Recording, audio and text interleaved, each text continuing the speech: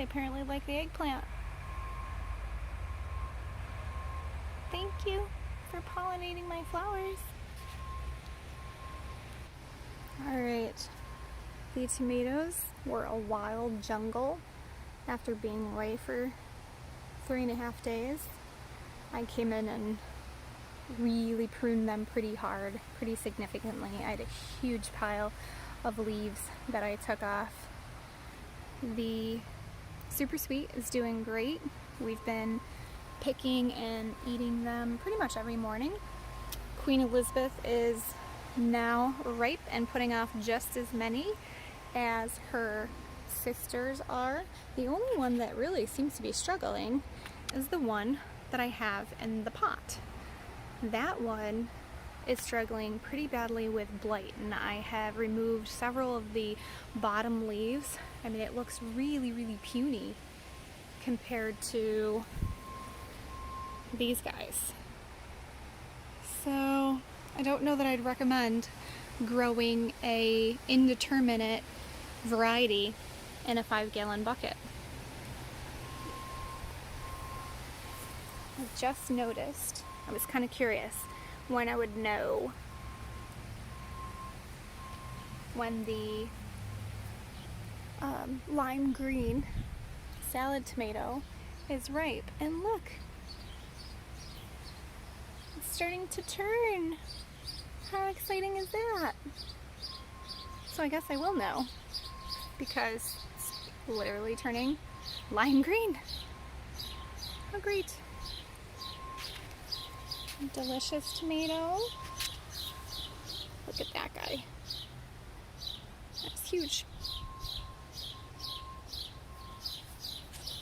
And then the early girl finally has some room. Oh wait, that's from the delicious. This one's the early girl. The early girl finally has some room. So she's been putting off some tomatoes. I'm really impressed with the delicious tomato. Look at the size of these fruits. Look at that. That's crazy. This plant is just completely laden down with heavy, heavy, heavy fruit. So I have them based up against each other. We'll see. Oh, it looks like I broke a couple of... Oh, look. That looks like a fasciated blossom. It's more than one blossom. See the difference? I've been learning so much about this. So this tiny little flower here is normal. This one is twice the size. It's called it's fasciated. It's 2 blossoms that fused together. So the type of fruit that they would make would look similar to this. This right here is caused by a fasciated blossom. It's 2 blossoms that fuse together. And they can develop fruit, but from what I've seen, and I remember picking tomatoes at a farm stand with my grandfather, and my grandfather would pick the ugliest tomatoes because they always tasted the best. And he was totally right. They always tasted the best. And now I know, because we always wondered what caused these ugly spots and cracks and things, and that is what causes them, is 2 or more blossoms fuse together and create this fruit that has these pits and cracks. Sometimes the pits and cracks can be so deep that it starts to it starts to rot inside out. This one's going to be fine because it doesn't, you can tell that it doesn't go that deep. This one reminds me so much of tomato sandwiches with my grandpa. So how fun is that to have such a precious memory over just a silly little tomato? He would love that. Okay, these beautiful little strawberries are definitely late in the year, so it's kind of exciting that they are on a different blooming and fruiting schedule than the ones that I had in the container. This is what the fruit looks like. This is a little smaller than the couple that I got, the first ones, but they are delicious. Once they ripen, they are so good, so sweet. And they have the prettiest pink blooms that I ever did see. So look at that. I am very excited about these.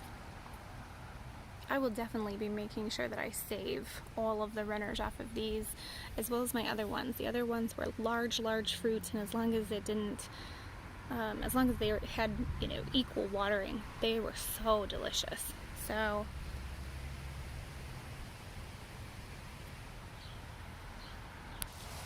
okay, last is my peppers, Pat's peppers.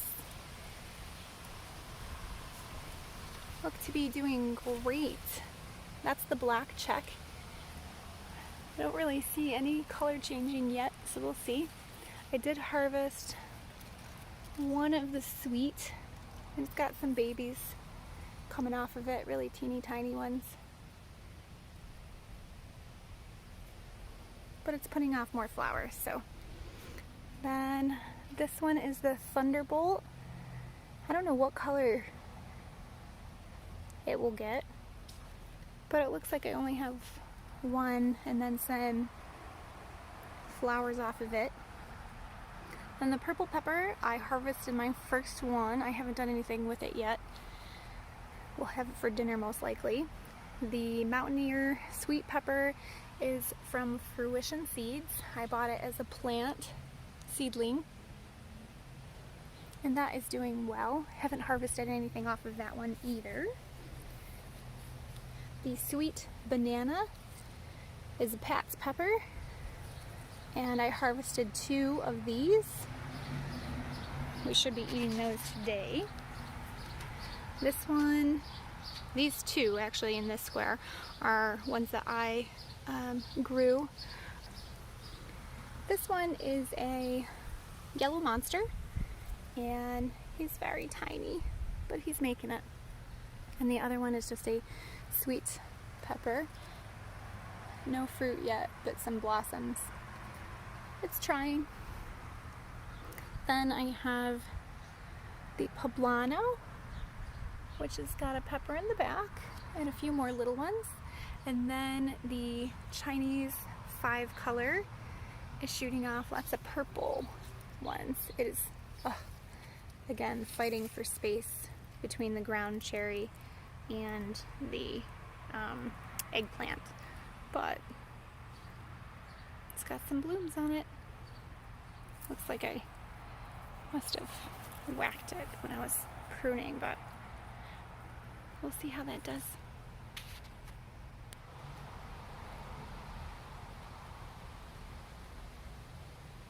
You can actually see its proboscis. Oh.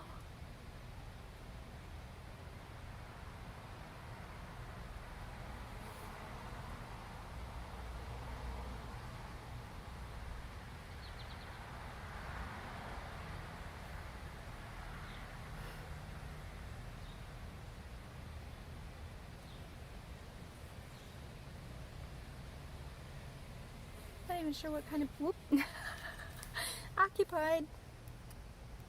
Not sure what kind of bee it is even. It's not a honeybee. Doesn't seem like the body type for a bumblebee. I don't know what it is. It's larger than a honeybee.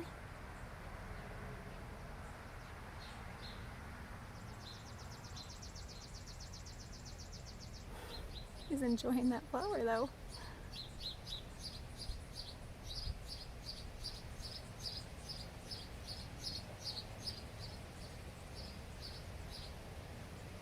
That is just amazing. Whoop, occupied.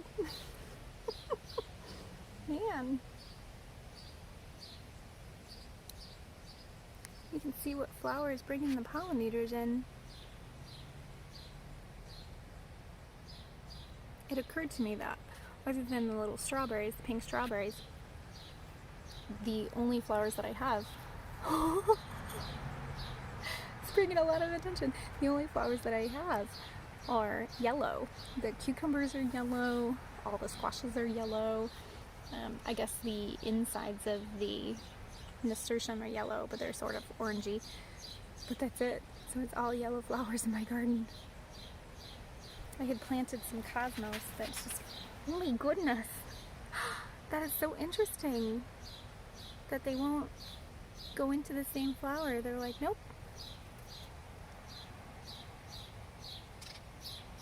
Alright, buddy, enjoy and thank you. My strawberry plants that my friend Nicole gave me are just done. So they are starting to send off lots of runners. So I've taken some cups of just some potting soil, starting soil, to hopefully propagate them. And when I moved this the other day, some of them had roots. So I know it'll work. It's just letting it sit long enough and letting the soil be moist enough that the roots grow, and keeping the woodchuck away from it. Okay, last stop on the tour today is my very productive, tiny little berry patch. We've picked berries several times, but look at the size of them. And I assume it's just because I was diligent about trimming back the branches and it had enough space to really grow and develop. I've gotten at least 3 cups of berries, plus random ones that we've picked here and there. So I probably have enough now, almost enough, to do another round of jam. Look at the size of them. They're huge and they're so good. And then underneath it is the catnip. That wasn't very well thought out. It was a volunteer. It happened to start growing in a bag of compost that had gotten left over from last year. And I figured, oh, okay, well, I might as well let it grow. So I put it at the base of the raspberry plants. But as you can see, that might not have been a best choice for it. But I'm kind of the wait and see. So I guess I'll just let them battle it out and see what I get. Thanks for watching my tour today. If you've joined me from the very beginning, I appreciate you watching and commenting.